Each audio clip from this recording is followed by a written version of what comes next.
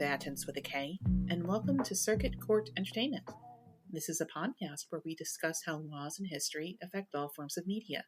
I'm your host, Mina, and today I am discussing one of the most important bits of the modern video game era, the creation and the evolution of the Entertainment Software Ratings Board, aka the ESRB. Let's get started. Before we fully begin, I do want to start by explaining ratings. What is considered appropriate can vary a lot by both time and culture. The stories of the Greek gods are famously violent and lustful, but are often taught to younger kids, even if in a toned-down form. Fairy tales have multiple versions, with the versions collected by the Brothers Grimm being known as the violent and original, with the Disney versions as censored. And as someone who has read her share of the original versions of the fairy tales, that's not necessarily true. The Brothers Grimm are known to have changed the story. There's discussion of misogyny. Several versions are notably violent than the other versions, but we are getting off topic. In 1934, the Hays Code was introduced for the movie studios and lasted until 1968. There were no ratings as such then, but instead a set of hard and fast rules with the following set of accepted in-context rules. The hard and fast rules had no white slavery, no mixed marriages or relationships, no drug trafficking, no swearing, and no ridiculing the clergy, while the more be careful rules revolved around criminals succeeding, explicit murder, sex scene, surgery, and so on. Heist movies in this time period are known to be a bit odd. For example, the original Ocean's 11 has the money they stole be accidentally burned when one of the 11 is cremated after a heart attack. The post-Hays remake with George Clooney, it has the heart attack be faked, and everyone escapes with the money. After the Hays Code was no longer enforced, the Motion Picture Association, or MPA, switched to the ratings board they use today. By nature of its rise and fall, it can be used as a model for the ESRB. Now to finally move on to the video games. Between their beginnings in the 50s, where they were more moving dots, to the 70s era where they started to get more complex games like Frogger or Donkey Kong, specifics weren't always easy to make out. By the time we get to something like Dragon's Lair, released in 1987, scenes, stories, motifs, and so on were quickly becoming more clear with the enhanced graphics and sound. Because Dragon's Lair and several other FMV games were fully animated movies, and you had to choose which way to go or your character would be killed. The game is called an FMV, or full motion video, and while a lot were later done in live action, this one was actually animated fully by Don Bluth in his studio. Yes, that Don Bluth, of American Tail, The Land Before Time, and Anastasia fame, who is also apparently still alive. But while the deaths in the Dragon's Lair were cartoony, they were still deaths. Dirk, the lead, is swallowed by snakes, drowned, stabbed, falls to his death, shot by magic, etc. Games that were more explicitly horror, such as The Seventh Guest, had, horror elements like death and injuries. King's Quest's programmers were known to slip things into the speech parser, ranging from dirty jokes to swears to complaints about how their bosses worked. That's not even counting games not officially released into the markets. Look, I won't go into detail, but there's a reason why Nintendo still marks their games with a seal of quality. At the same time, discussions about violence in television and kids understanding what they are seeing and copying were raging after a few incidents. And upon that stage entered Mortal Kombat! Mortal Kombat, released in 1992, was developed as a fighting game competitor to the unambiguously king of the arcade, Street Fighter II. Street Fighter II had detailed backgrounds, a fun cast of characters, and various mechanics like combos and juggling that just weren't really a thing, especially compared to Street Fighter I. Mortal Kombat decided to carve out their own niche by blood. Lots of blood. Mortal Kombat helped standardize, if not create, the idea of fighting game finishing moves, and Mortal Kombats were bloody. People were eaten, spines were ripped out, hearts were pulled out of chests, people were set on fire. It was a lot. Throw in the fact that while Street Fighter had very stylized sprites, complete with several characters who were clearly not human, Mortal Kombat had recorded and digitized actors, so they were somewhat realistic. And while the tone was somewhat campy, it wasn't really silly. Also in 1992, an FMV game called Night Trap came out.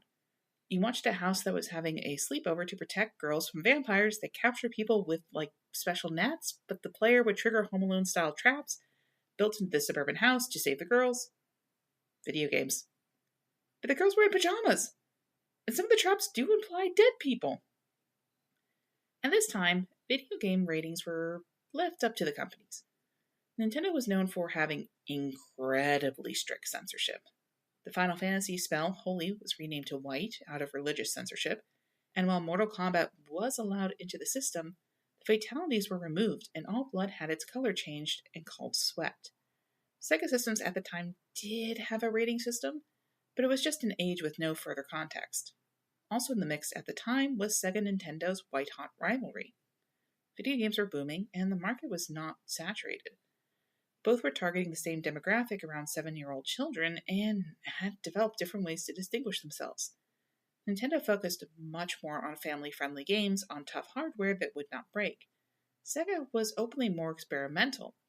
They let more third parties publish onto their system, didn't censor Mortal Kombat, Night Trap was released on their system, and Sonic the Hedgehog, their mascot character, was openly developed to be an anti-Mario. So between all of that and the upcoming Doom, the Senate decided to have a talk with video game companies. The hearing took place in 1993 with Senator Joe Lieberman, then a Democrat, retired as an independent in 2013, leading the charge.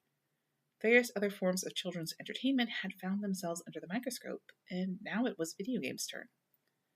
For the record, I looked up several studies on if violent video games cause harm, and for the most of them, the answer was no. One study talked about how there seemed to be a slight increase that can affect social systems.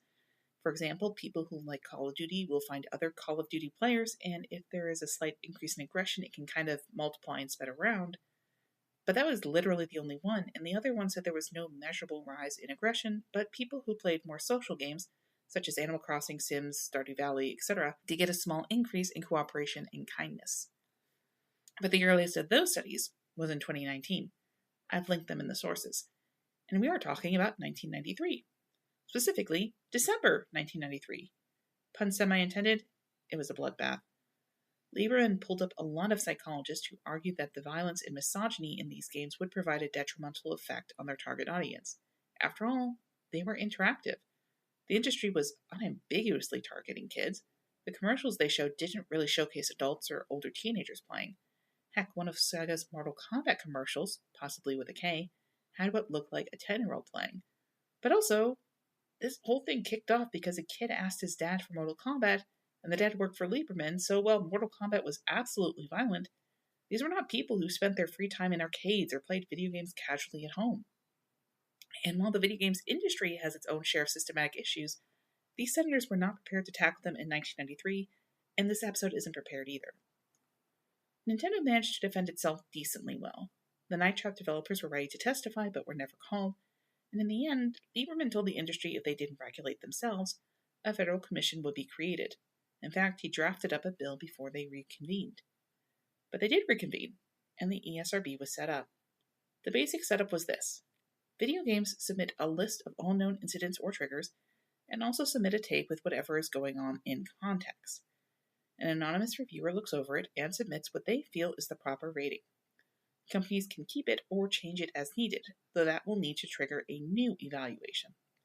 Commercials also have certain rules since, especially in the pre-modern internet era, they are not exactly targeted. For example, the commercials for the horror game Resident Evil 7 uses a mostly threatening but non-violent cutscenes for their commercials, with the ending credits song a rewrite of Go Tell Aunt Rhody. But the last line for that version, "Everybody's dead," has the dead part either turned to instrumental or cut out right before the word. Companies have gotten good at it over the years, and know if they're hiding things they will probably get punished. But often what triggers a correction is something tucked away that gets forgotten about. A no-clip documentary on the ESRB gave the example of wine being mentioned in a fighting game's profile. That is a mention of alcohol, but also can be forgotten about. An example I remember, Kingdom Hearts 2, a game based on Disney characters in a Final Fantasy-style game, was originally rated T, then went back to RP, or rating pending, before being downgraded to E10. E10 was a new rating at the time, but comparing the Japanese and English versions of the game shows the ESRB most likely had some issues with the Pirates of the Caribbean world. For example, a lot of the guns that the pirate enemies used were removed or changed to crossbows. Will Turner no longer points his gun under his chin, and Jack being stabbed in the climax is mostly off-screen or the sword is removed, though there were some incidents outside of it. A character, Zigbar, had his sniper gun changed to a crossbow. Later games switch him to a more of a hybrid. And when a character named Axel sets himself on fire, long story, he's okay, a lot of the fire afterwards is removed. In the 2.5 HD edition, still rated E10, most of this was restored, except the pirate stuff, that's still censored. Things get adapted or evaluated over time. Gabriel Knight 1 for the PC in 1993 was rated T for mild language and animated blood. And that is true, but our lead character also has dreams each night of being hung from a tree where you get a close-up of his dead face. Voodoo and revenge occupy most of the plot. There is heavy implication of our lead having at least one one-night stand, a backstory involving slavery and New Orleans history, and at least one character tears his heart out. It was a game aimed at adults and maybe should have been rated M for more thematic reasons. The game was sprite-based and some of it would have been hard to see. Gorgeous sprites, but still sprites. Though, that doesn't always go smoothly. Pick up those thermoses. I'm about to talk about hot coffee. Grand Theft Auto San Andreas released in 2004 and is an expansion for the wildly popular Grand Theft Auto 3 game. The Grand Theft Auto games are known for both their overuse of violence, swearing, blood, and criminal activity, but also their satire of modern American pop culture and politics. The PlayStation 2 era was a time of more refined hackers at the same time. People were poking around a game's guts to see what had been hidden away, or trying to find how or why certain things happened. And, well, San Andreas had one doozy of a minigame still in its code. The lead of the game, CJ, can go on dates with certain women who will give bonuses for the dates. At the end of the date, she will invite CJ back in for some hot coffee, and the camera pulls away as amorous sounds imply what is going on. The minigame shows exactly what is going on. And as a minigame, the player is more of an active participant. It's a blocky PS2 title, so there is no extensive detail, and CJ is in fact still clothed, though his date sometimes is not. But there is a menu detailing timing, button props, camera angles, changes, and so on. The claimed idea was that it was part of the satire, and the developers were frustrated it was cut out late in development out of fear for ratings. Too late to properly remove it, but just code it out so it's all there. It just doesn't trigger. A lot of this kind of code is interlinked, and it was unclear what would happen if the code was just ripped out, and it was too late to properly quality test if they did remove it. If people found it, it was only by digging in the code, and it was not part of the proper gameplay anyway. Obviously people found it, but a mod was released for it on the PC version before the PC version came out. And this is pre-Steam, so it was not that easy just to send out an update to remove it like it is now. As soon as this hit the wider web, parents and politicians were very upset and pressured the ESRB to re-rate the game from M for mature to AO for adults only. Rockstar on their end argued that since it was a mod and was not in the final result and therefore not part of their ESRB disclosures. This is also part of a longer conversation about why is the US treating sex as so much worse than violence in this very violent game, which was part of the intended satire anyway. And the re-rating would have just made things worse, as after the Senate hearings and the creation of the ESRB, major retailers agreed not to stock AO games so kids could even try to get their hands on it easily. Eventually, Rockstar was given a large fine for the ESRB. The games were pulled from the shelves to properly remove the code. The ESRB acknowledged it was a mod, but noted all they did was re-implement the minigame. The data was still on the disk, and as Hillary Clinton was the face of this on the politics side, a version of her ended up in Grand Theft Auto 4 as the Statue of Liberty, known as the Statue of Happiness here, holding up a cup of hot coffee. The ESRB on the whole is good at doing what it does, and are decently quick at jumping on when there is a problem. After the hot coffee incident, their rules were further refined to the ones that I found in the NoClip documentary, so there could be no more hidden or lied about info. And when the loot boxes issue appeared, they didn't completely ignore it. So, what are loot boxes? As company looks to expand profits or recoup development costs, they have developed several different ways to do this. Many games, such as Alan Wake 2, offer further downloads that can expand the story or increase the gameplay, while also reusing a lot of assets from the main game and its development. Some games offer an exchange of real money for in-game currency, such as V-Bucks in Fortnite, that can buy anything from cosmetic items to serious upgrades that can make the game much easier. Loot boxes are something else. Often bought with in-game currency, loot boxes are items that provide the player with a randomized in-game item that, once again, may be cosmetic or gameplay related. In 2016, Overwatch was the first game to truly draw people's attention to loot boxes. Loot boxes would be given out for free or purchase with real money during events, and you would have a limited window of time to open them to get the skins, icons to put on the walls, dances, etc. Overwatch did eventually refund for getting doubles of an item, but it was a real gamble if you wanted a specific skin. And if you were getting towards the end of an event, it may seem better just to pay in order to get it. And then Star Wars Battlefront 2 came out. While mostly like Overwatch, a gameplay element was that if you started to do well, a person would sometimes turn into an iconic Star Wars character such as Luke or Darth Vader. The problem was, this was only unlocked after gaining a certain amount of coins, which you could spend on it. And the coin amount was astronomically high, especially if you earned them just by playing. Of course, you could also get the coins in loot boxes that you paid for with real money. The same loot boxes that would help you upgrade your normal characters so you could play better, which would then get you more coins to unlock the main characters. Also at the same time, Genshin Impact came out, and instead of only relying partially on loot boxes, the whole game was essentially loot boxes. Characters, upgrades, and resources were all locked behind loot boxes, which, of course, usually required real money to get.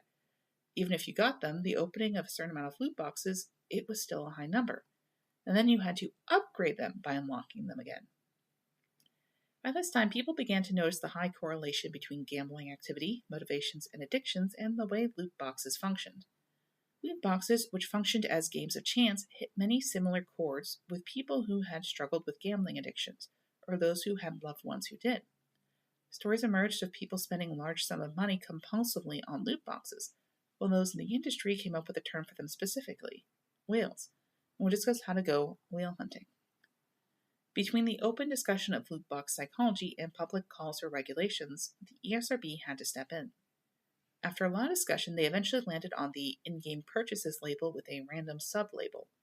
While this does not affect the game rating, it must be clearly listed, and that in turn provides a demotivator, or at least a warning to purchasers. While this doesn't clearly follow what we were saying, I also want to throw in a funny side effect on how the ESRB works when it comes to downloadable content.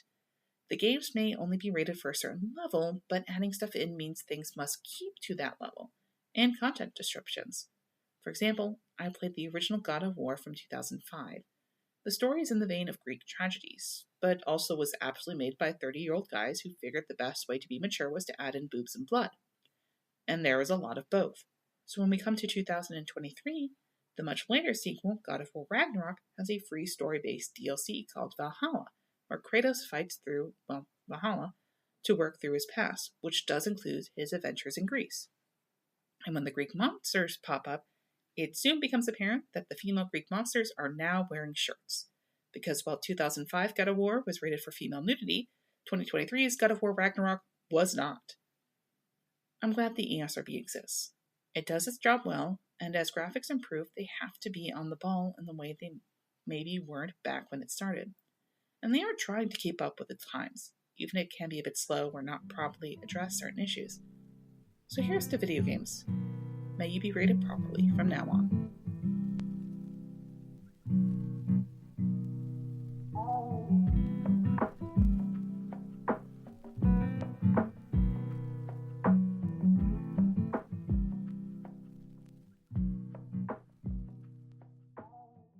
Thank you for listening to Circuit Court Entertainment.